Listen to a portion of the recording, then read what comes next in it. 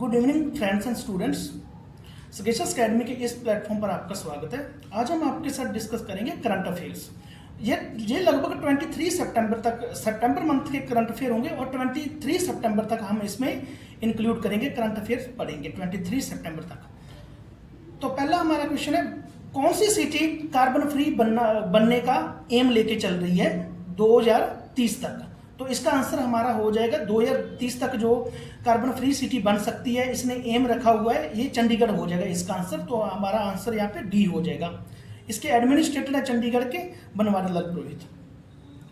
तो जो women's reservation bill है जो अभी हमारे राज्यसभा और लोकसभा में पास किया गया है, ये कौन सी बॉडीज में रिजर्वेशन प्रोवाइड करेगा? कौन सी बॉडीज में रिजर्वेशन प्रोवाइड करेगा? तो ये लोकसभा और स्टेट लेजिस्लेटिव असेंबलीज में करेगा। वीमेन को 33% रिजर्वेशन प्रोवाइड करेगा। तो हमारा ऑप्शन सी यहाँ पे सही हो जाएगा। और ये 128वां बिल था जो लोकसभा में टेबल किया गया था union law minister Arjun Singh Meghwal द्वारा। अब ओजोन डे कब मनाया जाता है? तो ओजोन डे सितंबर 16 को मनाया जाता है। ऑप्शन हमारा यहाँ पे बी सही हो जाएगा। ये क्यों मनाया जाता है ओजोन डे? ओजोन डे इसलिए मनाया जाता है कि हमारे स्पेस में एक परत है जो सूर्य से आने वाली हानिकारक पराबैंगनी किरणों से हमें बचाती है, क्योंकि वो पराबैंगनी किरणों को अवशोषित कर लेती है। ठीक है, ओजोन। तो इसको प्रोटेक्ट करने के लिए, इसके प्रति अवेयरनेस बढ़ाने के लिए जो डे बनाया जाता है ओजोन डे 16 सितंबर को मनाया जाता है। तो इसकी थीम थी Montreal protocol fixing the ozone layer and reducing climate change. इसकी थीम थी। बी ऑप्शन हमारा यहाँ पे सही हो जाएगा। तो अब वीमेन्स जो रिजर्वेशन बिल आया है, इसमें कौन सी कैटेगरी को बेनिफिट नहीं मिलेगा? तो हम आपको यहाँ पे बताना चाहेंगे कि एसटी, एससी और जनरल को इसमें फायदा मिलेगा, ओबीसी को इसमें नहीं इंक्लूड किया जाएगा। तो किस कैटेगरी को इसमें बेनिफिट रिजर्वेशन का नहीं मिलेगा लोकसभा एमपी में, लोकसभा और स्टेट लेजिस्लेटिव असेंबली में? तो ओबीसी हमारा यहाँ पे सही आंसर हो जाएगा, ऑप्शन सी। तो इसमें सिर्फ एससी, एसटी और जनरल को इसका रिजर्वेशन का बेनिफिट मिलेगा। कौन सी कंट्री ने इंडियन डिप्लोमेट को एक्सपेल कर दिया है, बाहर निकाल दिया है, वहां से जाने को कहा है कि आप यहां से चले जाओ 2-4 दिन में? तो ये कनाडा में हमारे जो क्लैशेस चल रहे हैं ट्रूडो के साथ, और ट्रूडो ने कुछ एलिगेशंस लगाए हैं कि ये हमारे सिटीजन्स को, इंडियन गवर्नमेंट हमारे सिटीजन को यहाँ आके यहाँ पे उनकी किलिंग में इन्वॉल्व है। तो ऐसे एलिगेशंस लगाए हैं। तो उन्होंने हमारे डिप्लोमेट पवन कुमार राय को एक्सपेल कर दिया है। तो ये कनाडा, और बदले में इंडिया ने भी, उनके जो सीनियर डिप्लोमेट थे, इंडिया ने भी उसको बदले में एक्सपेल कर दिया है। तो ये कनाडा, इसका बी ऑप्शन सही हो जाएगा। इसके प्राइम मिनिस्टर हैं जस्टिन ट्रूडो, राजधानी इसकी ओटावा है। ओके, आदित्य L1 को लॉन्च करने के लिए, हमें पता है कि आदित्य L1 लॉन्च किया गया था सूर्य की स्टडी करने के लिए, इसरो ने लॉन्च किया है इसे। ठीक है, आदित्य L1 स्पेसक्राफ्ट को लॉन्च करने के लिए कौन से रॉकेट का यूज किया गया था? तो इसको लॉन्च करने के लिए, इस आदित्य L1 को लॉन्च करने के लिए PSLV C53, इसका मतलब है PSLV C53 जो रॉकेट था, ये लॉन्च किया गया था इसरो द्वारा आदित्य L1 को लॉन्च करने के लिए। ओके, चंद्रयान 3 स्पेसक्राफ्ट को लॉन्च करने के लिए कौन से रॉकेट का यूज किया गया था? तो ये LVM-3, ऑप्शन बी हमारा यहाँ पे सही हो जाएगा। LVM-3 रॉकेट को यूज किया गया चंद्रयान 3 को लॉन्च करने के लिए। ये भी इसरो द्वारा लॉन्च किया गया था और इसका काम था स्टडी को लॉन्च, चंद्रमा को स्टडी करना और वहां पे जाना और वहां पे उतरना। ठीक है, इसका काम चंद्रयान 3 का। और 23 अगस्त को वहां पे ये लैंड भी कर गया है। इसके लैंडर का नाम था, वो था विक्रम, और प्रज्ञान इसके रोवर का नाम था। Assembly of which state has adopted a resolution urging centre to declare calamity a national disaster? किस स्टेट की लेजिस्लेटिव असेंबली ने एक रेजोल्यूशन पास किया है कि जो हमारे यहाँ पे जो बरसात हुई थी, ऐसे एक इतनी बड़ी कैलेमिटी आई थी हमारे, तो उसको एक नेशनल डिजास्टर घोषित किया जाए ताकि हमें ज्यादा से ज्यादा बेनिफिट सेंट्रल गवर्नमेंट की तरफ से मिल सके। तो हमने पीछे देखा कि हिमाचल प्रदेश में बहुत ज्यादा बरसात आई थी, बहुत ज्यादा स्टॉर्म आए थे। तो इसमें ऑप्शन ए हमारा सही हो जाएगा। तो हिमाचल प्रदेश की स्टेट असेंबली ने यह रेजोल्यूशन पास किया था कि जो हमारे यहाँ पे कैलेमिटी आई थी उसको नेशनल डिजास्टर घोषित किया जाए। ठीक है, यहाँ के सुखविंदर सिंह सुक्खू यहाँ के सीएम है हिमाचल प्रदेश के। और एक ना middle east Europe economic corridor बनने जा रहा है। इकोनॉमिक कॉरिडोर क्या होता है कि इंफ्रास्ट्रक्चर का ऐसा नेटवर्क क्रिएट कर देना कॉमन डिफरेंट कंट्रीज द्वारा, ताकि वहाँ पे इकोनॉमिक डेवलपमेंट हो सके। तो India middle east Europe economic corridor develop कौन कौन सी कंट्रीज कर रही हैं? तो ये जितनी भी कंट्री हैं, इंडिया, इटली, यूएसए और यूरोपियन यूनियन, ये एक यूनियन है, Germany, United Arab Emirates, Saudi Arabia, ये सब मिलके India middle east Europe economic corridor develop कर रही हैं, ताकि ये इंफ्रास्ट्रक्चर के नेटवर्क को बढ़ा सकें और इकोनॉमिक डेवलपमेंट कर सकें। तो यहाँ पे हमारा ऑप्शन डी सही हो जाएगा, all of the above. A rhino task force, कौन सी सेंचुरी ने एक राइनो टास्क फोर्स बनाई है ताकि राइनोसोर्स को प्रोटेक्ट किया जा सके? तो ये बनाई गई है वाल्मीकि सेंचुरी द्वारा या वाल्मीकि नेशनल पार्क द्वारा। तो ऑप्शन बी हमारा यहाँ पे सही हो जाएगा। ये वाल्मीकि जो नेशनल पार्क है ये बिहार में है, काजीरंगा असम में, औरंग असम में और बांदीपुर नेशनल पार्क कर्नाटका में। तो ऑप्शन बी वाल्मीकि हमारा यहाँ पे सही हो जाएगा। World rhino day is celebrated on which date? जो वर्ल्ड राइनो डे है, राइनो को प्रोटेक्ट करने के लिए एक डे मनाया जाता है, वर्ल्ड राइनो डे, ये कब सेलिब्रेट किया जाता है? तो ये 22 सितंबर को मनाया जाता है वर्ल्ड राइनो डे। तो ऑप्शन सी हमारा यहां पे सही हो जाएगा। कौन सी कंट्री है जो G20 समिट 2024 ऑर्गेनाइज करने जा रही है? हमें पता है कि G20 समिट 2023 हमारे इंडिया ने होस्ट किया था, और G20 समिट 2024 ये होस्ट किया जा रहा है ब्राजील द्वारा। ठीक है, ऑप्शन हमारा ए यहाँ पे सही हो जाएगा।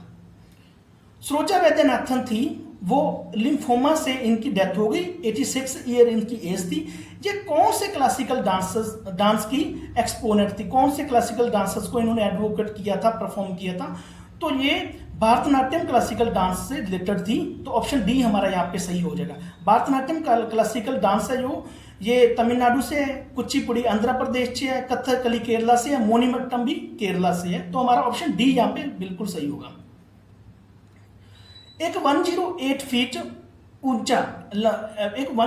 फीट ऊंचा आदि शंकराचार्य का एक स्टैचू बनने जा रहा है, ये कौन सी सिटी में बनने जा रहा है? तो ऑप्शन ए हमारा यहाँ पे सही हो जाए, ओमकारेश्वर में ये बनने जा रहा है, मध्य प्रदेश में ये 108 फीट ऊंचा स्टैचू बनने जा रहा है आदि शंकराचार्य जी का, ओमकारेश्वर, ये एक मध्य प्रदेश की सिटी है। तो ऑप्शन ए हमारा यहाँ पे सही हो जाएगा। कौन सी स्टेट ने नेवा एप्लीकेशन को लॉन्च किया है ताकि वो अपनी जो असेंबली की प्रोसीडिंग्स हैं उनको पेपरलेस कर सके, उनको डिजिटल कर सके? तो नेवा एप्लीकेशन लॉन्च की गई है रिसेंटली, ये कई स्टेट्स द्वारा लॉन्च की, but recently it has been launched by Punjab state. तो ऑप्शन बी हमारा यहाँ पे सही हो जाएगा।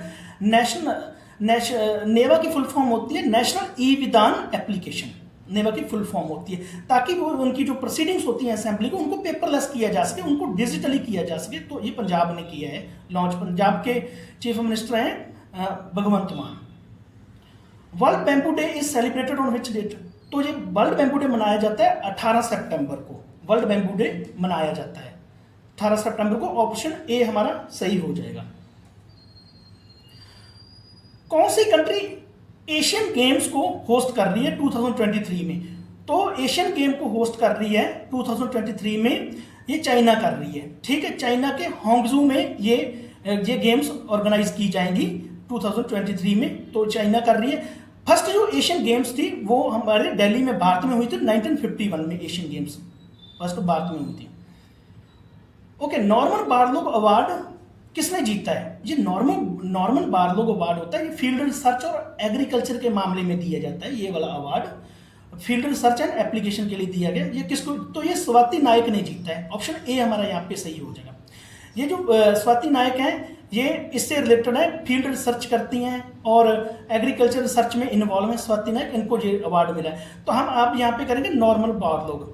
ये नॉर्मन बार्लोग एक एग्रीकल्चर से रिलेटेड इकोनॉमिक्स थे यहाँ के, यूएसए के, और इनका ग्रीन रेवोल्यूशन में बहुत बड़ा योगदान था। ताकि मतलब green revolution national level, international level पे इनका बहुत बड़ा योगदान था। और MS स्वामीनाथन थे जो इन्होंने यहाँ इंडिया में ग्रीन रेवोल्यूशन लेके आए थे। तो ये हमारा इसमें ऑप्शन ए सही हो जाएगा, स्वाति नायक। इनको Norman Borlaug award field research और एप्लीकेशन के लिए मिला है, स्वाति नायक को।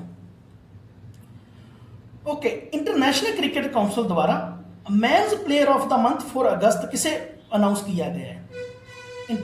ICC द्वारा men's player of the month किसे अनाउंस किया गया है अगस्त 2023 के लिए?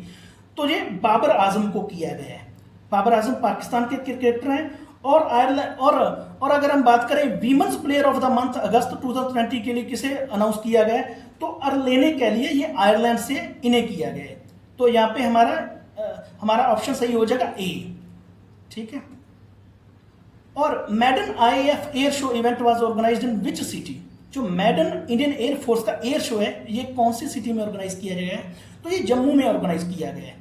और चीफ गेस्ट थे यहाँ पे चीफ गेस्ट थे मनोज सिन्हा, जो जम्मू कश्मीर के लेफ्टिनेंट गवर्नर है। ऑप्शन बी हमारा यहाँ पे सही हो जाएगा। Which state UT has come up with its first transgender clinic? First transgender clinic किस स्टेट यूटी ने खोला है? फर्स्ट ट्रांसजेंडर, देखो सबसे पहला जो ट्रांसजेंडर क्लिनिक खोला गया था वो हैदराबाद में, तेलंगाना में खोला गया था। ठीक है। ट्रांसजेंडर क्लिनिक का मतलब क्या है? वहां पे ट्रांसजेंडर लोगों के हेल्थ के लिए काम किया जाएगा, उस पर रिसर्च की जाएगी, उनकी जो पर्टिकुलर डिजीज होती है उन पे काम किया जाएगा। ठीक है। तो उनका ट्रीटमेंट किया जाएगा। तो ये दिल्ली ने अपना फर्स्ट ट्रांसजेंडर क्लिनिक खोला और देश का फर्स्ट ट्रांसजेंडर क्लिनिक हैदराबाद में खोला गया था। इसमें हमारा ऑप्शन डी सही हो जाएगा। हाँ, जो अब वर्ल्ड कप जीतने वाली टीम होगी, जो होस्ट किया जा रहा है इंडिया द्वारा, ये वर्ल्ड कप जीतने वाली जो टीम होगी इसको कितना प्राइज मिलेगा? कोई भी अगर टीम वर्ल्ड कप फाइनल जीतती है तो उसको $4 बिलियन मिलेगा। इंडिया के मामले में देखें तो लगभग 33 करोड़ बन जाएंगे ये रुपए। और जो रनर अप टीम होगी, जो फाइनल में जाके हारेगी, उसको मिलेंगे लगभग 16 करोड़, मतलब $2 मिलियन मिलेंगे। और जो 2 सेमीफाइनलिस्ट होंगे उनको 6 करोड़ रुपए मिलेगा सेमीफाइनलिस्ट को, दोनों को। ठीक है। तो ये था हमारा कितने रुपए वर्ल्ड कप विनर को मिलेंगे।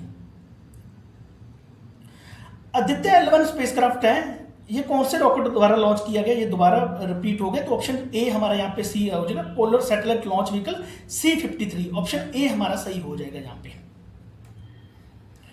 प्रज्ञान रोवर है जो चंद्रयान 3 मिशन, इसने कंफर्म किया है, प्रज्ञान रोवर जो वहां पे मूव करता है, चंद्रयान 3 का जो प्रज्ञान रोवर गया हुआ है ऊपर, वो चंद्रमा की सतह पर मूव करता है। इसने कंफर्म किया है किस एलिमेंट का? मून के सरफेस पर।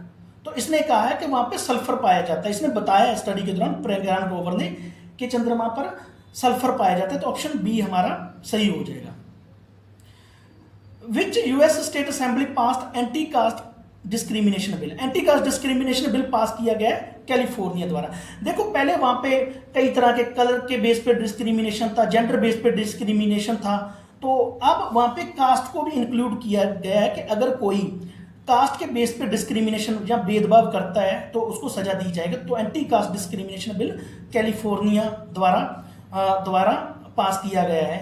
ठीक है। कैलिफोर्निया एक स्टेट है यूएस की टोटल 51 स्टेट्स है। जो न्यू स्टेट बनी है वो वाशिंगटन डीसी है। तो ऑप्शन बी यहाँ पे हमारा सही हो जाएगा। इंडियन एयरफोर्स ने जो एक ट्रांसपोर्ट प्लेन मतलब रिसीव किए हैं वो किस कंपनी से किए हैं? इंडियन एयरफोर्स ने ट्रांसपोर्ट प्लेन C-295 रिसीव किए हैं एयरबस कंपनी से। जो एयरबस कंपनी है ये फ्रांस से है। तो हमारा यहाँ पे ऑप्शन ए सही हो जाएगा। एक्सरसाइज ईगल पार्टनर, ये कौन कौन से देश में, यूएस और किस देश में ये ज्वाइंट मिलिट्री एक्सरसाइज होती है? इसका नाम है एक्सरसाइज ईगल पार्टनर। तो ये अर्मेनिया तथा यूएस में कंडक्ट की जाती है एक्सरसाइज ईगल पार्टनर। किशोर जेना जो रिसेंटली न्यूज में थे, ये कौन सी गेम से रिलेटेड है? किशोर जेना जेवलिन थ्रो से रिलेटेड है। जो वर्ल्ड एथलेटिक्स चैंपियनशिप हुई थी जिसमें नीरज चोपड़ा नंबर 1 आए थे, तो उसी में ही ये 5th नंबर पे आए थे किशोर जेना जी। उड़ीसा से एक प्लेयर हैं। तो ऑप्शन बी हमारा यहाँ पे सही हो जाएगा। जी जेवलिन थ्रो खेलते हैं किशोर जेना। तो ऑप्शन बी हमारा यहाँ पे सही हो जाएगा। एक शिनोन मिराज नाम का एक सेंटर है जो दर्द सीना ट्राइब की हिस्ट्री के बारे में वो बताएगा, जब उसके बारे में एनालिसिस करेगा। शिनोज मिराज एक सेंटर खोला गया है, ये जम्मू कश्मीर में खोला गया है। इस शिनोन मिराज जो सेंटर है ये क्या करेगा? ये हिस्ट्री के बारे में बताएगा। कौन सी ट्राइब के? दर्द सीना ट्राइब के बारे में बताएगा। ऑप्शन ए हमारा यहाँ पे सही हो जाएगा, Jammu Kashmir. Institute of mathematical sciences, ये चेन्नई में है इंस्टीट्यूट ऑफ मैथमेटिकल साइंसेस। इसके फाउंडर कौन थे? तो इसके फाउंडर थे अलादी रामाकृष्णन। तो इसका ऑप्शन बी सही हो जाएगा, अलादी रामाकृष्णन। रमन मैग्सेसे अवार्ड 2023 किसने जीता है? एक इंडियन, वैसे वैसे 4 लोगों ने जीता है, पर उन 4 में एक इंडियन भी है। रमन मैग्सेसे अवार्ड एक इंडियन ने भी जीता है 2023 के लिए, तो ये जीता है रवि कन्नन ने। जो रवि कन्नन है ये एक ऑन्कोलॉजिस्ट है। ऑन्कोलॉजिस्ट मतलब ये कैंसर पे रिसर्च करते हैं, वहाँ के डॉक्टर हैं। एक कैंसर का अस्पताल है यहाँ पे अपने आसाम में, वहाँ पे ये एक डॉक्टर हैं, तो ये एक ऑन्कोलॉजिस्ट है। इन्होंने रमन मैग्सेसे अवार्ड जीता है, तो ऑप्शन ए सही हो जाएगा, Ravi Kannan. Osiris Rex mission है जो, ये कौन सी स्पेस एजेंसी से रिलेटेड है? किस स्पेस एजेंसी ने ओसिरिस रेक्स मिशन किया है स्पेस एजेंसी ने? तो ये नासा द्वारा कंडक्ट किया गया है। ये गया हुआ, ये अभी वापस आने वाला। ये ओसिरिस रेक्स मिशन था, नासा ने कंडक्ट किया था। इसका क्या था, जो एस्ट्रॉयड बेनू है वहां से कुछ सैंपल लेके आना और उसे नीचे लाके स्टडी करना। तो ये नासा द्वारा कंडक्ट किया गया है, NASA space agency. Option A हमारा यहाँ पे सही हो जाएगा। एनटी रामा राव की रिसेंटली सेंटेनरी मनाई गई है। एनटी रामा राव की, ये कौन से स्टेट के फॉर्मर चीफ मिनिस्टर थे? तो ये आंध्र प्रदेश के फॉर्मर चीफ मिनिस्टर थे। ऑप्शन बी हमारा यहाँ पे सही हो जाएगा। प्रेजेंट टाइम पे जगनमोहन रेड्डी आंध्र प्रदेश के चीफ मिनिस्टर हैं और एस अब्दुल नसीर वहां के गवर्नर है आंध्र प्रदेश के। ऑप्शन बी हमारा यहाँ पे सही हो जाएगा।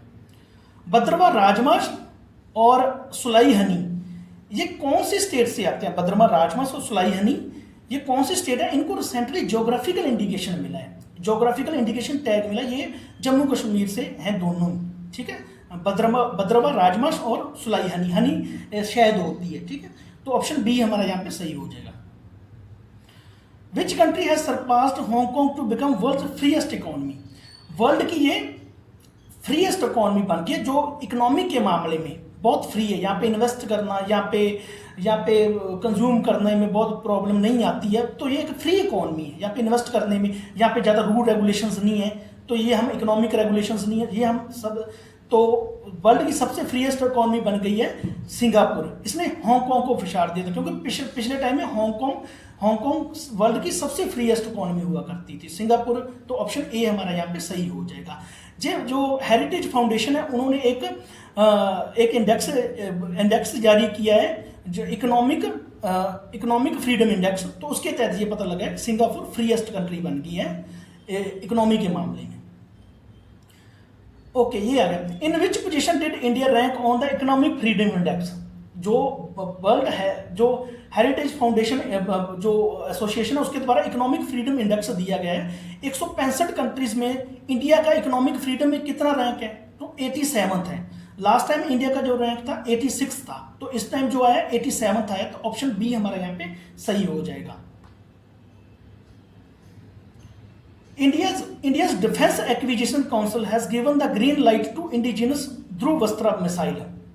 जो इंडिया की डिफेंस एक्विजिशन काउंसिल है, उसने ग्रीन लाइट दे दी है ध्रुवस्त्रा मिसाइल को। तो ये किस टाइप की मिसाइल है? तो ये short range air to surface missile है। ऑप्शन बी हमारा यहाँ पे सही हो जाएगा। Short range air to surface missile, option B सही हो जाएगा हमारे यहाँ पे। और ये DRDO द्वारा बनाई गई है, और ये हमारे इंडिया में ही बनाई गई है, तभी इसको इंडिजिनस ध्रुवस्त्रा मिसाइल बोलते हैं। वर्ल्ड रोज डे, जो वर्ल्ड रोज डे है, वो कैंसर पेशेंट्स के वेलफेयर के लिए मनाया जाता है। जो कैंसर पेशेंट्स हैं, वो उनकी ब्रेवरी के लिए मनाया जाता है, जो इस लाइलाज बीमारी से लड़ रहे हैं। तो ये कौन से डेट को वर्ल्ड रोज डे मनाया जाता है? तो ये 22 सितंबर को मनाया जाता है world rose day. Researcher at the Cochin university, जो Cochin university of science and technology है, वहां के रिसर्चर्स ने एक मैरिन स्पेसी ढूंढा, समुद्र में रहने वाला स्पेसी ढूंढा, जिसको टार्डिग्रेड कहते हैं। तो ये जो टार्डिग्रेड है, जो मैरिन स्पेसी है, इसका नाम किस फेमस पर्सनैलिटी के नाम पे रखा गया है? तो ऑप्शन डी हमारा यहाँ पे सही हो जाएगा। APJ अब्दुल कलाम पे नाम पे इस जो मैरिन स्पेसीज है, जो टार्डिग्रेड, इसका नाम रखा गया। तो ऑप्शन डी हमारा सही हो जाएगा।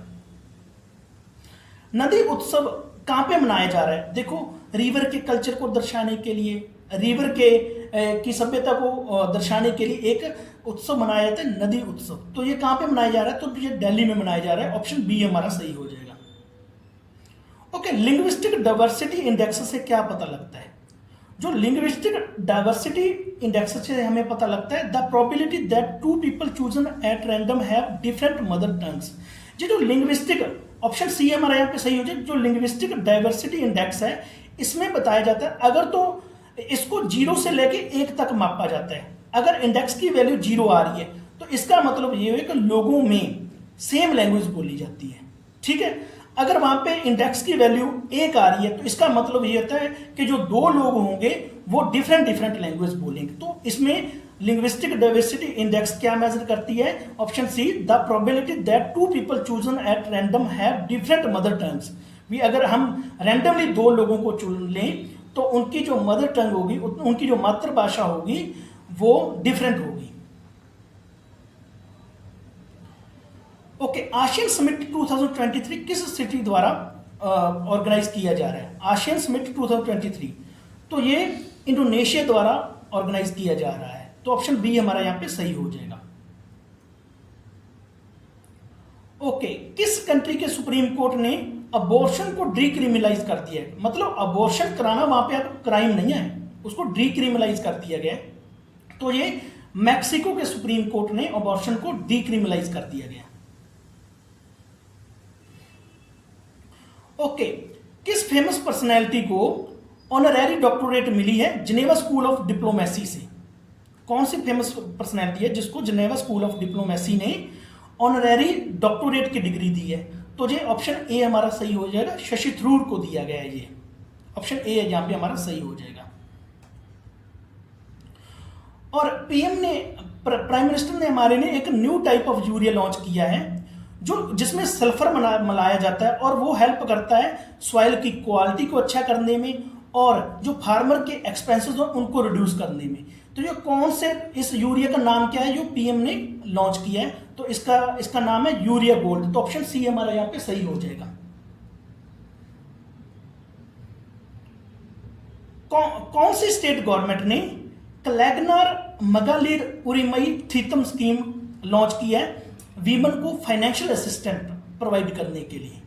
तो ये कलेगनार मगालिर उरिमई थीतम स्कीम वीमन को फाइनेंशियल असिस्टेंट देने के लिए ये तमिलनाडु ने लॉन्च की है। ऑप्शन हमारा डी यहां पे सही हो जाएगा। इसमें क्या होगा, जो वीमन होती हैं, जो परिवार की हेड होती हैं, उनको 1000 रुपये पर मंथ दिया जाएगा, 1000 रुपये पर मंथ दिया जाएगा। तो ये हमारा तमिलनाडु ने लॉन्च की है। एम के स्टालिन यहाँ के वो हैं, एम के स्टालिन यहाँ के सीएम हैं। ओके, कौन से स्टेट ने ये जरूरी कर दिया है कि जो कमर्शियल व्हीकल हैं उनमें एक डिवाइस लगाई जाएगी, व्हीकल लोकेशन ट्रैकिंग डिवाइस भी जरूरी है आपको। अगर आपका व्हीकल कमर्शियल है आपको व्हीकल लोकेशन ट्रैकिंग डिवाइस लगवानी पड़ेगी, ठीक है।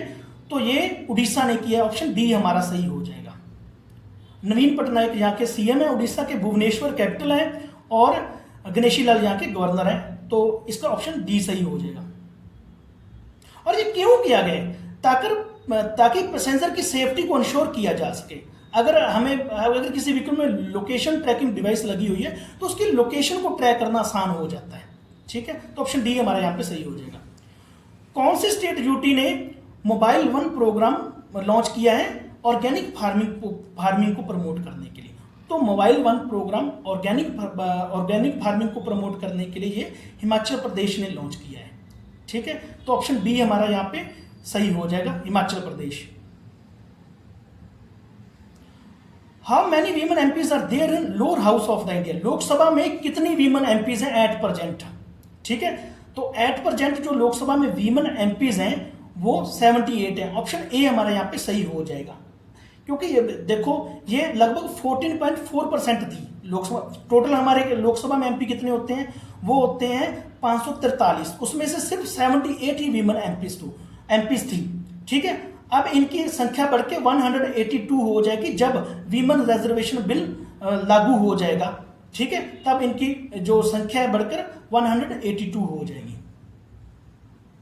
और सबसे ज्यादा वीमेन एमपीज कौन से देश के लोअर हाउस में है? तो मैक्सिको में सबसे ज्यादा 50%, और न्यूजीलैंड में भी, उसके बाद न्यूजीलैंड है उसमें भी 50% है, ठीक है। और हमारे इंडिया में कितने वीमेन एमपीज हैं लोकसभा में? वो 14.4% है। Air quality life index, air quality life index एक गवर्नमेंट द्वारा एक लॉन्च की जाने वाला एक इंडेक्स है। ये बताता है किसी किसी किसी जगह की जो एयर की क्वालिटी है वो कैसी है। तो ये कहता है अगर एयर क्वालिटी डिक्रीज करती है तो इंडिया में जो लोगों की लाइफ एक्सपेक्टेंसी है वो कितनी डिक्रीज हो जाती है। लाइफ एक्सपेक्टेंसी इस पर्सन की होती है कि कितना हम एक्सपेक्ट कर सकते हैं एक पर्सन जिएगा, ठीक है। तो इसके अकॉर्डिंग जो एयर क्वालिटी लाइफ इंडेक्स है, इसके अकॉर्डिंग एक इंडिया में एक पर्सन अगर कहीं कहीं एयर की क्वालिटी पुअर होती है तो इंडिया में एक पर्सन की लाइफ एक्सपेक्टेंसी 5.3 ईयर्स कम हो जाती है। जैसे लगभग अब 69 ईयर 69 ईयर की लाइफ एक्सपेक्टेंसी है, तो उसमें से 5 आप कम कर लो तो ये लगभग 64 रह जाती है, ठीक है। तो यहाँ पे हमारा ऑप्शन बी सही हो जाएगा। तो poor air quality as per air quality life index एक इंडियन की लाइफ एक्सपेक्टेंसी 5.3 ईयर से कम कर देती है, ठीक है। तो ऑप्शन बी हमारा यहाँ पे सही हो जाएगा। ये हमने डिस्कस किए 23 सितंबर तक, सितंबर के सभी करंट अफेयर्स लगभग इसमें हमने इंक्लूड कर लिए थे, ठीक है। और आज का सेशन हम यहीं समाप्त करते हैं। Thanks for being with us.